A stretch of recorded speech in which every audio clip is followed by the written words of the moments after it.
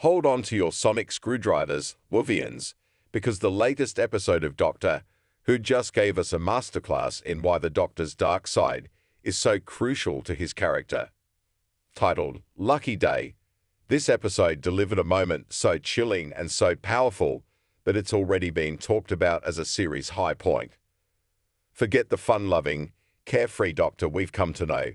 This was a glimpse into the timeless child's soul, and it was a revelation. Ncuti Gatwa's 15th Doctor was introduced to us as a beacon of joy, a person who had seemingly healed from his millennia of emotional trauma. We saw him dance, laugh, and embrace the universe with open arms. But in a quiet, dimly lit corner of the TARPIS, he showed us a fury and a malevolence that we haven't seen in a very long time. He materialized the TARPIS around the social media troll, Conrad Clark, as he sat in his jail cell. This wasn't a random meeting. It was a deliberate and calculated confrontation. The Doctor had been preparing for this. He looked at Conrad, and with a chilling intensity, offered him a spoiler for his future.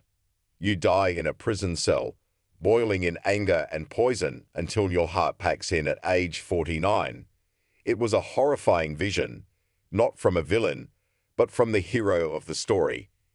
It felt like a punch to the gut, a reminder that underneath the Doctor's bright and bubbly exterior lies a terrifying being of immense power.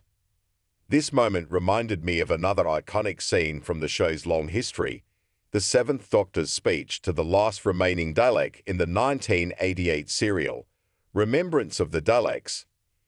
In that episode, Sylvester McCoy's Doctor calmly taunts the Dalek into self-destruction. You're trapped, 1 trillion miles and 1,000 years from a disintegrated home. I have defeated you. You no longer serve any purpose. It was an act of cold, calculated cruelty that cemented the Seventh Doctor as a force to be reckoned with. While Lucky Day may not reach the legendary status of Remembrance of the Daleks, it does for Ncuti Gatwa's Doctor what that iconic episode did for Sylvester McCoy. It gives him, if not his defining moment, then certainly his big turning point. He's no longer just the fun, upbeat Doctor.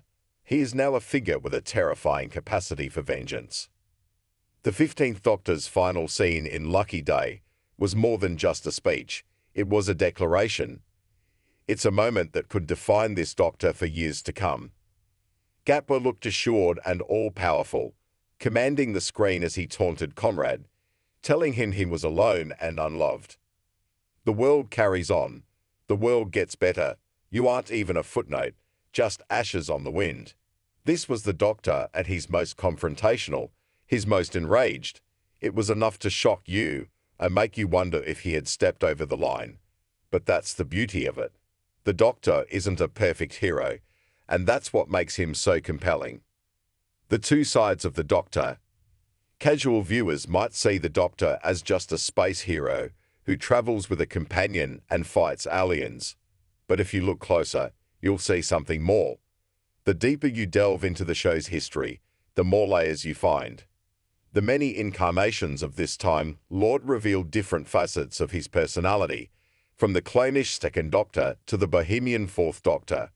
Was Patrick Troughton's Second Doctor a cosmic hobo, or was he a strategic schemer who took bolder actions than future Doctors? Was Tom Baker's Fourth Doctor a carefree traveller, or was he a brilliant mind who was always meddling in the affairs of the universe? Even Colin Baker's Sixth Doctor came face to face with the Valiant, a physical manifestation of the Doctor's own evil. And while David Tennant's 10th Doctor was still nursing the scars of the Time War, we were repeatedly shown the darkness inside of him, highlighted in his very first adventure with Donna Noble. But it is the 7th Doctor who has repeatedly drawn comparisons with Ncuti Gatwa's current incarnation. Both are intrinsically linked to Mel Bush, played by Bonnie Langford. Both wage a war with the gods, and both emotionally broke a companion in order to save them. And of course, they both have a penchant for using the power of spoons.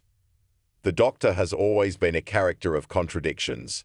He is a hero, but he is also a dangerous, sometimes ruthless, being. This duality is what makes him so fascinating. The Seventh Doctor once told Davros, "I am far more than just another Time Lord." This was because his Doctor was being pushed towards a godlike status, a characterization that has divided fans for decades. How should the Doctor be portrayed? As the lonely traveler or the burdened god?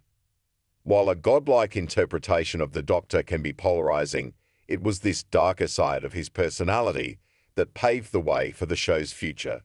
It created a level of emotional drama that was seldom seen in the show's history. Classic Doctor, who may have ended during McCoy's